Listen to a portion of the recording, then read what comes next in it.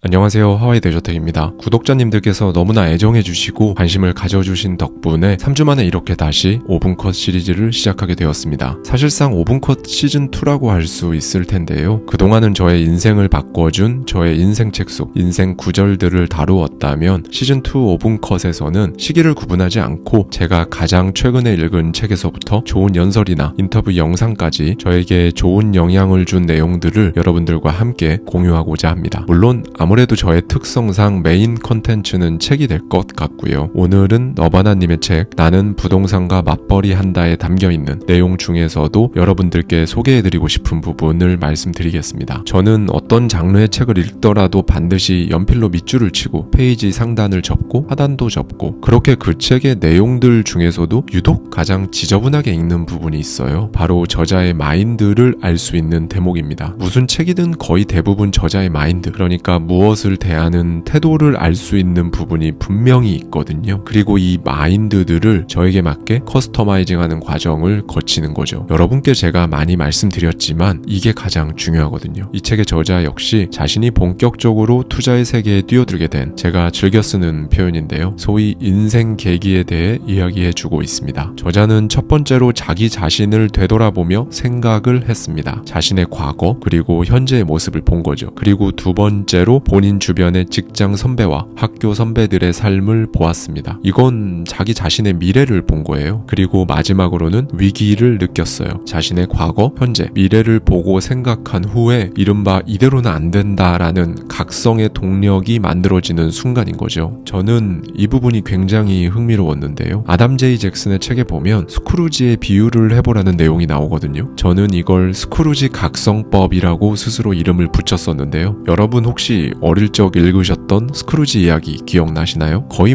세계 최고 수준의 구두쇠였던 스크루지를 변하게 만든 건 무엇이었을까요? 바로 유령이었습니다. 유령이 스크루지의 과거, 현재, 미래를 보여주죠. 스크루지는 자신의 과거를 통해 뼈저리게 후회를 하고 현재의 모습을 통해 현실을 자각합니다. 그리고 자신의 미래의 모습을 통해 만약 자신이 지금과 같이 변하지 않고 그대로 살아간다면 비참한 미래만이 기다리고 있다는 사실까지 알게 되죠. 그리고 그 스크루지는 크리스마스에 변하게 됩니다. 저는 이 책을 보면서 이 스크루지 이야기가 생각이 났던 거예요. 저자 역시 본인의 과거, 현재, 미래를 들여다보면서 각성의 계기를 만납니다. 스크루지처럼 우리는 유령의 친절한 안내를 받을 순 없으니까요. 저자가 어떻게 자신의 과거, 현재, 그리고 미래를 들여다보며 각성할 수 있었는지 한번 들어보실까요? 2005년 큰 꿈을 안고 회사에 입사했다. 그때만 해도 머지않아 나도 TV에 나오는 회사원처럼 멋진 차를 끌고 좋은 집에 살게 될 거라고 믿었다. 이제 내 인생에는 성공할 일만 남았으니 회사에 올인하자는 생각뿐이었다. 그렇게 하면 회사가 나를 순탄한 길로 이끌어 부자로 만들어줄 줄 알았다. 상사와 주변 동료 모두 앞만 보고 달려가는 경주마 같았다. 정말 말 그대로 미친 듯이 일했지만 직장 생활은 녹록지 않았다. 죽어라 일해서 아무리 좋은 실적을 내도 심지어 내 노력의 결과물로 10억 원 이상의 수익을 회사에 안겼는데도 달라지는 건 없었다. 그쯤 나 자신을 되돌아봤다. 입사할 때 꿨던 멋진 중형차와 가족과 함께할 30평대 아파트에 대한 꿈조차 내겐 사치였다. 회사는 그저 굶어 죽지 않을 정도, 정말 한 달을 살아갈 수 있을 정도의 돈만 내게 주었기 때문이다. 주변의 학교 선배나 직장 선배들의 삶을 보았다. 그들의 모습이 내 미래일 가능성이 컸기 때문이다. 하지만 그들 모두는 그저 평범한 회사원이자 서민일 뿐이었다. 나름 좋은 대학을 나와 대기업에 취직한 사람도 많았지만 그들 역시 받는 월급으로 생활을 꾸려나갈 수밖에 없었다. 내가 꿈꾸던 멋진 차를 끌고 좋은 집에서 살게 되는 날은 요원해 보였다. 등골이 서늘했다. 나의 미래가 원하는 방향으로 가지 않을 수 있겠다는 생각이 들었다. 냉정하게 현실을 돌아봤다. 남들은 대기업에 다니는 나를 부러워했지만 부모님께 용돈 드리고 생활비에 여자친구와 데이트 몇 번 하면 남는 게 별로 없었다. 그래서 알게 되었다. 월급만으로는 가난에서 벗어날 수 없다는 사실을. 네, 여러분 어떤 생각이 드셨나요? 참 여러 가지 생각이 많이 들게 하는 대목이죠. 누구나 인생 계기가 있습니다. 아직 없으셨다면 그런 계기를 머지않아 만나게 되실 수도 있고요. 그리고 보통 이런 계기들은 정말 이대로는 안 되겠다, 이대로 사는 건 희망이 없는데 가족들을 위해서라도 나는 더 많은 부를 원한다, 그리고 더 많은 삶을 원한다 와 같은 위기감에 기반해서 생겨납니다. 오늘은 이 말씀을 꼭 드리고 싶어요. 위기감에 기반해서 생겨나는 인생 계기, 사실 위기 위기감 자체를 느끼지 못하는 분들이 훨씬 압도적으로 많습니다. 이걸 느끼셨다는 것 자체만으로도 저는 정말 좋은 시그널이라고 생각하고요. 그리고 한 가지 더 보태드리고 싶은데요. 여러분의 과거, 현재, 미래 이 세 가지에 더해서 네 번째로 여러분이 그토록 원하고 바라는 그 모습이 되었을 때의 여러분도 함께 보세요. 이건 유령이 해줄 수도 없고 저자와 같이 선배들을 통해 볼 수도 없습니다. 스스로 상상을 해야 해요. 시각화를 해보세요. 선명하게 말이죠. 그렇게 해 나아가신다면 여러분이 느꼈던 그 위기감은 정말 짧은 시간 안에